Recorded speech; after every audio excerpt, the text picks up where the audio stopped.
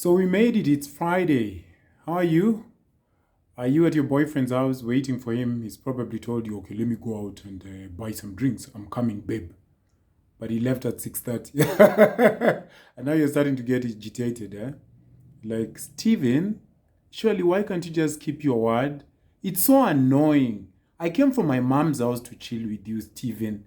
Doesn't respect people's time. If I wanted to sit here alone, I'd have sat. Where are you? And you know you have his keys, eh? I hope he's not cheating in a lodging. It's just, where are you? Why does that place have an echo? Hello? What do you mean you're calling back? Where are you? Kwani ulikuwa umeenda kuchukua drinks where? Where are the drinks coming from, Steve? Oh my word. Relationships.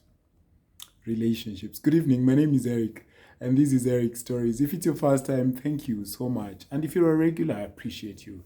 You know, don't take it lightly, eh? Thank you so much for all the feedback. It warms my heart. I am on Instagram and Twitter as well. Please subscribe to the channel. I really appreciate it. And don't hold back your perspective. It helps me grow. You know, life is not linear, and thoughts aren't linear either. There's a perspective you might have that I don't know about, and so we share and we grow. So it's not me speaking at you here. We are speaking with each other. So I'm speaking with you, not at you. All right? About a fortnight ago, I was having a conversation with a friend of mine, and we met up for coffee, and I was telling her that the hardest thing I've had to do by far, I was narrating to her how I had to end a relationship. And this woman hadn't done anything to me. She hadn't cheated. She didn't lie. She didn't do anything. She didn't do anything to me at all. And I was telling her, I was owning up to it being the hardest thing I had to do, because it's often easier to break up when somebody has done something heinous. Or if they've lied or cheated, you can only always point out to that thing and say, you see, I've warned you about cheating, now I'm tired.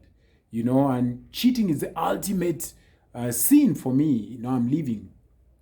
But if they've not cheated and you want out, it's difficult, both for the person breaking up and the person who's being broken up with. So I thought to have a conversation with you tonight about signs to know you're being slow faded, all right? Or put in another way, when your partner is losing interest in both you and the relationship. You see, the things that are sad for me about breakups is that the person who's coming to break up with you oftentimes has long broken up with you before the actual breakup.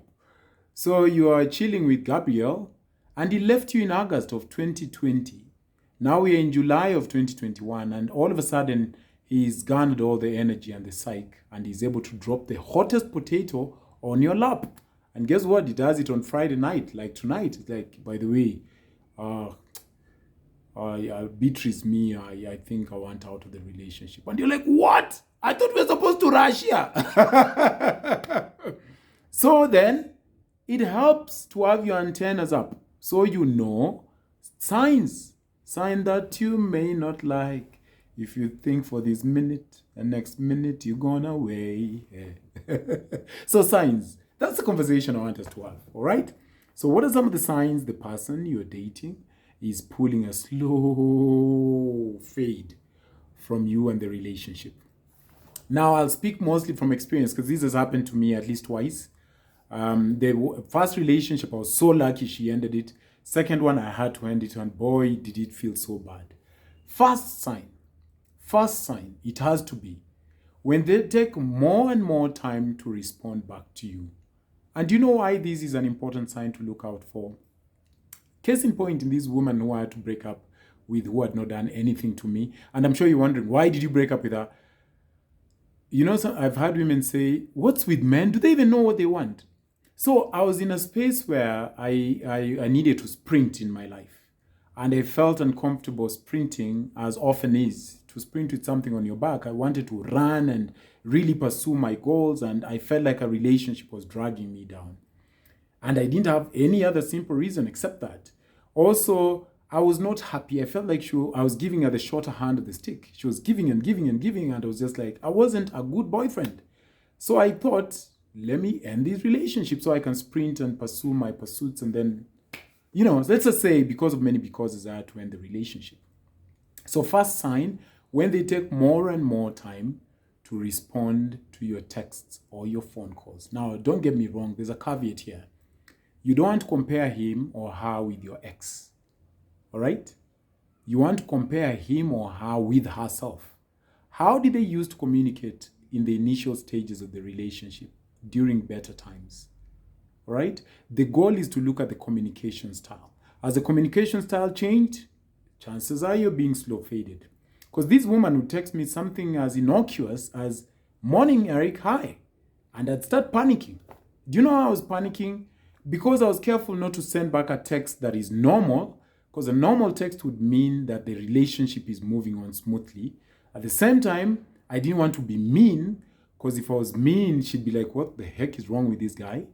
So it was always a catch-22. Oh my God, what do I do? So in the process of battling all of these things in my mind, I would end up taking a lot of time.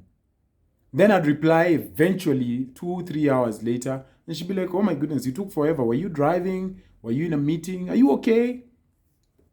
You see now? So when they're taking more and more and more time, there's a good chance they are slow fading. There's no standardized amount of time that is to be looked out for somebody to text or call. However, if the communication style has changed from how they used to communicate to how they're communicating now, it's a pretty good chance that they're slow fading you. Number one. What do you think? Are you slow fading somebody right now? How are you going about it? Do you sense you're being slow faded? All right? But please remember not to compare him or her to your ex. Compare them to them. Second thing, their responses are shorter and less enthusiastic. For the same reason, look, initially they used to tell you something so exciting. You know the way when you're hitting it off and it's so dope, you're like, "Hey, how are you? How's your day? Babe, where are you?" You won't believe it. I was with Wanja. Wow. Babe, see, Wanja has drama. Okay, I told her I wouldn't tell anybody this, but imagine the other day they were making out with Philip and then he just turned around and beat her left bum. So she has marks, and now in the boardroom, she couldn't sit like this, so she has to sit like this. You know those convos when the relationship is going on, all right? But now, you are so lucky to even get an emoji. So yes, their responses are shorter and less enthusiastic. So you go on about a whole hula baloo with your friend Wanja, and then they're like, "Hey, all right, Gerald, all right." What do you mean, all right? What happened to your former Gerald who used to laugh and say, "So what happened to her, babe? So you were saying, yani, she had card in the boardroom, yani, with the one Tanya, babe." Yep. So he's slow fading you. Something is probably up, honey. Something is probably up. Oh, you know, sometimes I think about these things when I'm alone in my kitchen and start laughing. Oh my goodness. They stop making any concrete plans. That is another sign you're being slow faded. Yes, Jennifer. Gerald is slow fading you. They say things like, "Sure, let's hang out sometime." There's a gulf of difference between "let's hang out sometime" with "are you free to check out my friend's art exhibition this Thursday at 8 p.m., which is what he used to do. Now everything is very ambiguous. He doesn't care for specificity as he used to be. No specificity. Everything is very loose-ended. They are probably slow fading you, Timothy. Odemana kutoka. You always initiate all conversations and they all fall flat. This is another thing. Now, in the ball, if we can call it, of conversation, the idea is you toss, they toss back. You toss, they toss back. You toss, they toss back. If that is not happening, chances are they are slow fading you. All right? The catch and throw of a conversation is a good indicator about whether you guys are in tandem or not. A swing and a miss several times could be a signal of trouble. You swing, miss, swing, miss, swing, miss. So a typical conversation: "Hi, babe, how's your day?" "Good. Yours?" "Good." "Oh, babe, I've been thinking about your neck the whole day. Imagine I couldn't concentrate. I don't know what happens. You know the way your neck is just so slender on Fridays. I can't concentrate. Okay, babe, I can't wait." Like, "Oh, the neck again. Okay, let me take a selfie." Then you send him. Now you're like, Hi, babe. Babe, there's traffic. Can I call you back? Gerald is probably slow fading you. All right? This is a giveaway, most certainly, definitely. Take a good look right now. Even pause this video. Look at your conversations. All right? If you're swimming in blue and green texts, it's probably best to move on. So you have these thick SMSs. Thick SMSs. Thick SMSs. Go to the call log. Who last called 16 times? You, Jennifer. He's been picking, out of the 16, he's picked thrice. All right? The other 13 times you've called and the calls have gone unanswered. He's slow fading. If you're always the one texting or calling and their responses is one-sided or close-ended rather than engaged, it's a good chance he's slow fading you. All right? And how do you deal with this now that we have a prognosis? Before the ways to deal with it, another sign we like to overlook. I've learned that men are insightful where women are very instinctive. All right? So if your insight as a man is telling you something is off, chances are there is. If your intuition as a woman is telling you something is off, chances are that something is off. You know, somebody once said, and I believe these 100%, what was the proverb? Almost a proverb. He said, all necessary truth is its own evidence. So sometimes we wait for Angel Gabriel to blow the trumpet, but there's evidence there. Evidence is there. Actions are the reasons words don't have meaning. So you can just see. You can see. All right? So follow the actions more than their words. Finally, your gut tells you, your gut feeling.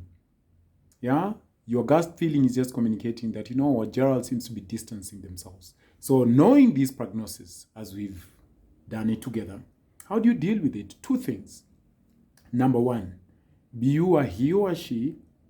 I think it's important to confront them immediately, all right? And tell them that you sense a shift in their mannerisms or a shift in their energy. Just say it. Gerald, I don't want to waste my time. Something has changed. Let's sit down and discuss it. Am I wasting my time in this relationship? Have you found somebody who makes your heart sing? Are you happier someplace else? Do we need to break up? You'll be amazed. Maybe they're shy. They'll be like, yep, Wanja, actually, I've been meaning to tell you, I impregnated somebody with triplets and I love them and I want to move in with them. So you can go cry and you save yourself all these months between now and the next August when he'd be ready. Don't you think? Second way, stop chasing him or her and wait to be chased. Tell him, I don't feel your energy is right. So if you're still keen, or tell her if you're still keen, I would like to see the bubbly girlfriend I used to have. If that is not coming around, I'm happy to call it a day. I want to be where I'm celebrated, not where I'm being tolerated. The weather is warming up. Things are pretty nice. You could wear your little black dress and go have ice cream with your girlfriends tomorrow. Or you as a dude, put on your nice t-shirt and sneakers, go shoot basketball. There's no time for hanging out with people who don't want you. Don't sit with people who are tolerating you. Instead, choose those who are celebrating you. So I thought from my experience, I should share with you those signs of a fader. Which are the signs might you add? All right? Have a lovely weekend. I wish you well. And God willing, let's continue these conversations. I hope they are getting somewhere. And see you on Monday. Have a good night and God bless.